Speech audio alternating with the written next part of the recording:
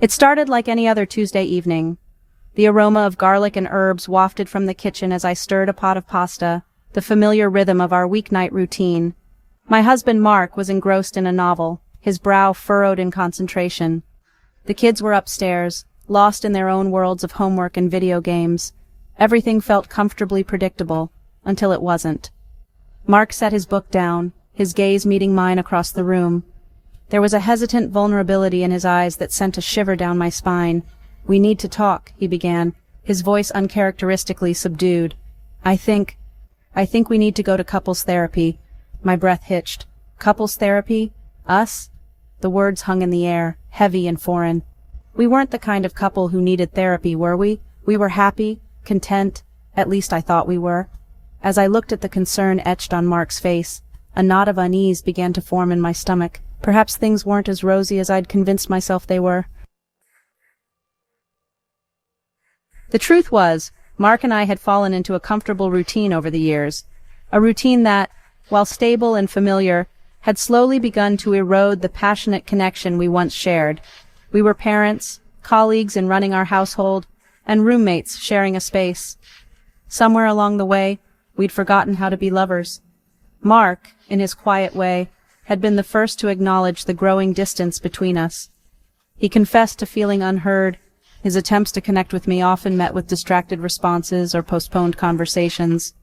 I, in turn, admitted to feeling unseen, lost in the whirlwind of work, kids, and the never-ending to-do list that had become my life. We'd both retreated into our own emotional fortresses, the walls of resentment and unspoken hurt growing higher with each passing day. The realization was a painful one. Had we really drifted so far apart without even realizing it? The thought sent a pang of sadness through me, a longing for the days when our love had been effortless, a source of joy and unwavering support. We had become so caught up in the mundane realities of life that we'd forgotten to nurture the very foundation upon which our family was built, our love for each other. The decision to seek professional help wasn't an easy one.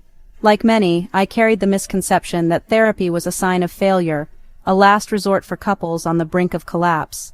The thought of airing our dirty laundry to a stranger, of having our deepest insecurities laid bare, filled me with apprehension.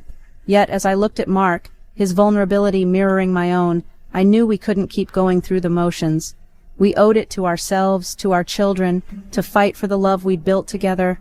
And so, with a mix of trepidation and hope, we took the plunge, scheduling our first appointment with a therapist specializing in couples counseling. The first few sessions were uncomfortable, to say the least. Years of unspoken resentments and buried hurts bubbled to the surface, leading to tearful arguments and painful realizations. We learned to communicate our needs more effectively, to listen with empathy and understanding, and to take responsibility for our own role in the breakdown of our connection. It was a difficult and often emotionally draining process, but we were committed to doing the work. The therapist's office became our sanctuary, a safe space where we could shed our masks and be truly honest with each other. We explored the root causes of our disconnect, uncovering past wounds and ingrained patterns of behavior that were sabotaging our intimacy. We learned about the importance of active listening, of expressing our needs without blame or judgment, and of making time for each other amidst the chaos of everyday life. One of the most valuable lessons we learned was the importance of maintaining our individual identities within the context of our relationship. We had become so intertwined, so focused on our roles as parents and partners, that we'd lost sight of who we were as individuals. The therapist encouraged us to pursue our own interests, to nurture our passions, and to rediscover the things that brought us joy outside of our relationship. This concept, initially met with resistance on my part, proved to be transformative. As I started dedicating time to my long-neglected love for painting, I felt a renewed sense of purpose and creativity that spilled over into other areas of my life, including my relationship with Mark. We began to see each other with fresh eyes, appreciating the unique qualities and strengths we each brought to the table. Section 5. Rediscovering Us, Date Nights and Stolen Kisses. With the therapist's guidance, we began to prioritize our relationship. We instituted weekly date nights, sacred evenings dedicated to reconnecting. We experimented with new activities, revisited old haunts, and made a conscious effort to be fully present. Sometimes it was as simple as sharing a bottle of wine on the porch, other times a spontaneous outing to a local jazz club. We learned about the importance of touch and non-sexual intimacy.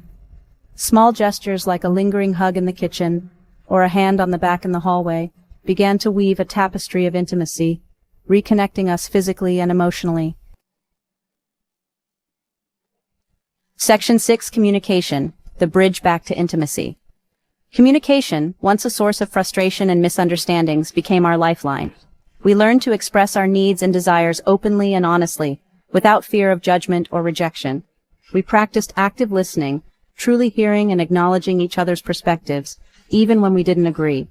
We discovered the power of empathy, of putting ourselves in each other's shoes and trying to understand the world through their eyes. This newfound ability to communicate effectively extended beyond our intimate conversations. We became more mindful of our daily interactions, making an effort to express our appreciation for each other, to offer words of encouragement, and to simply check in throughout the day. These small gestures, once taken for granted, became powerful reminders of our love and commitment to each other. The walls we had unknowingly built around our hearts began to crumble, brick by brick, as we replaced blame and defensiveness with understanding and compassion. We learned to fight fair, to address conflicts with respect and a willingness to compromise. We discovered that disagreements, when handled constructively, could actually strengthen our bond, leading to greater intimacy and a deeper understanding of each other. Section 7. Forgiveness and letting go, healing old wounds. As we delved deeper into our past, we uncovered old wounds and resentments that had been festering beneath the surface for years. We learned about the importance of forgiveness, both of ourselves and of each other, in order to move forward and create a healthier, more fulfilling relationship. Forgiving ourselves for past mistakes, for the ways in which we had hurt each other, was an essential step in the healing process. We had to let go of the guilt, the shame, and the self-recrimination that had been holding us hostage for far too long. It was only then that we could truly forgive each other and begin to rebuild our relationship on a foundation of love, trust, and mutual respect. The process of forgiveness was not easy. It required us to confront painful memories, to acknowledge the ways in which we had been hurt, and to make a conscious decision to release the anger and resentment that had been poisoning our relationship. But as we began to let go of the past, we felt a weight lift from our shoulders, a sense of freedom and lightness that we hadn't realized we were missing. Section 8. The transformative power of vulnerability. Through therapy, we discovered the transformative power of vulnerability. Allowing ourselves to be truly seen, flaws and all, by another human being was both terrifying and liberating. We learned that true intimacy could only exist in an environment of safety and trust, where we felt comfortable expressing our deepest fears and insecurities without fear of judgment. This newfound vulnerability extended beyond the therapist's office. We began to share our true selves with each other in ways we hadn't in years. We talked about our dreams, our fears, our hopes for the future. We allowed ourselves to be vulnerable, to be seen in all our messy, imperfect glory. And in doing so, we created a deeper, more meaningful connection than we had ever thought possible. The experience was both humbling and empowering. We realized that our imperfections were not something to be ashamed of, but rather, they were what made us unique and lovable. We learned to embrace our flaws, to laugh at our mistakes, and to support each other through life's inevitable challenges. Section 9. A love renewed, embracing the future together. Mark's request that seemingly ordinary Tuesday evening had been the catalyst for a profound transformation in our marriage. We had embarked on a journey of self-discovery, of rediscovering ourselves and each other, and of rekindling the love that had brought us together all those years ago. Our love story was far from over. In fact, it felt like we were just beginning a new chapter, one filled with hope, intimacy, and a deeper understanding of what it truly meant to be in love. We knew that maintaining this newfound connection would require ongoing effort, but we were committed to doing the work, to nurturing our love and supporting each other's growth, both individually and as a couple. The journey hadn't been easy, but it had been worth it.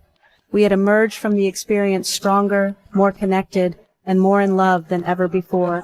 And as we looked towards the future, hand in hand, we knew that whatever challenges life threw our way, we would face them together, united by a love that had been tested by fire and emerged stronger than ever.